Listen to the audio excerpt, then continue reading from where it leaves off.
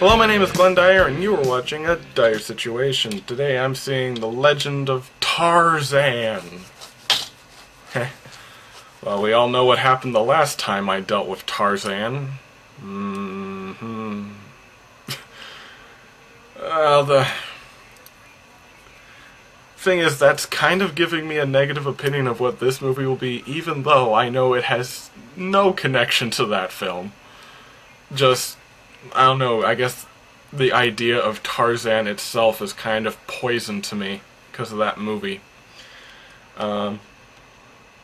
So I guess if you just factor all that in, I'm very neutral. I have absolutely no idea what to expect from this film. It's probably going to be okay. I don't know much about, like, well, really anything. I don't know. I know nothing specific that's happening with the movie. I hope it's good, as always. Yeah, let's see it. Right, so now I'm back from seeing The Legend of Tarzan, all rights reserved. That actually made me crack up in the theater. The title screen came on, and it said, The Legend of Tarzan. And it had the all rights reserved notice next to it, you know, the R in a circle. Why? Did they not own the rights to the name Tarzan?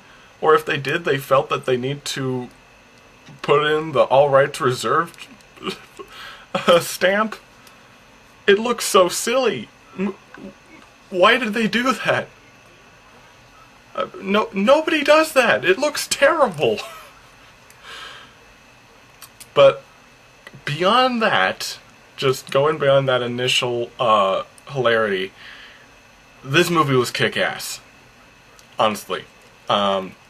So this isn't like a straight adaptation of Tarzan's origin story. This doesn't, for those of you more familiar with the Disney version, this doesn't cover the Disney's storyline. This is directly after it.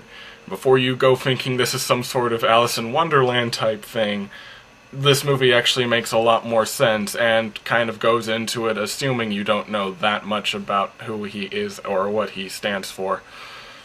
And he actually has character, and he's actually played by a good actor, and he is competently written. And the movie honestly looks better because it's not trying to throw gimmicky Wonderland-esque stuff in my face. But anyway, yeah. So basically, yeah, this takes place after the story we know, I guess.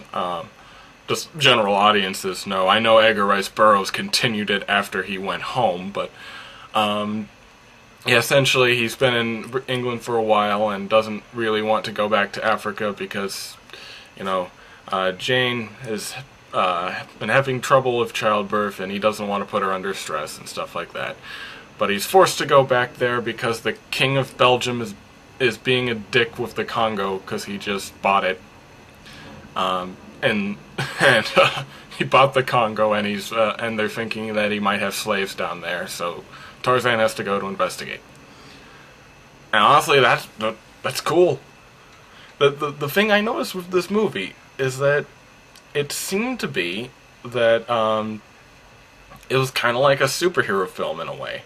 Just the way Tarzan is set up, like we get his full backstory, but for the most part we see him developing as a character and kicking ass with his amazing abilities that put him above everyone else, like a superhero. And I know that might not sound very good, like, what, turning Tarzan into a superhero, what are they thinking? But when you truly think of it, like, especially around the time that Tarzan was at its highest popularity, he was a superhero. Like in the 1930s, he had his own comic strip where he battled a new bad guy in Africa every single day of the week. You know, and he just used his Tarzan abilities, which is, well, in this movie, it expanded to Beastmaster powers. He can he can talk to some animals, but you know, the typical swinging around, punching people really hard and stuff. And it was just cool. It was fun. Everyone's really fleshed out. Jane especially, like, this is probably my favorite interpretation of Jane so far.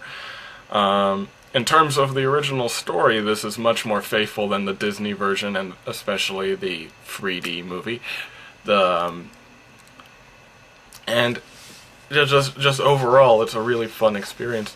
In fact, the superhero thing was popping out at me so much. It's not obnoxious about it, but it's just something I was noticing.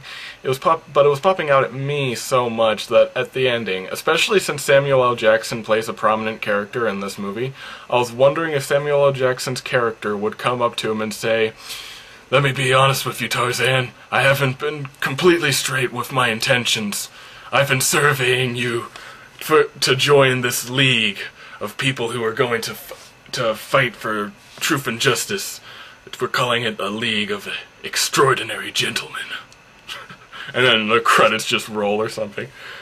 I don't know if there's an after credit scene. I doubt there is. I doubt that they would do that, but for me, as a total nerd and lover of, like, classical literature, that sounds like the most beautiful thing ever if that actually happened. But they won't, I know. The League of Extraordinary Gentlemen movie didn't pay off, and of course, why would it? But come on, that sounds so cool. I really hope this movie is successful, and I do hope that somebody somewhere maybe thinks of doing that. And I know Tarzan wasn't in the original League of Extraordinary Gentlemen, but you know what? Captain America wasn't originally in the Avengers. Not when they first began. But he just got accumulated into there because he's popular. So let's do the same with Tarzan. I'll just get other literary characters that everyone likes. We'll get Moby Dick. Moby Dick will be in the League of Extraordinary Gentlemen. Oh my god. That sounds so beautiful.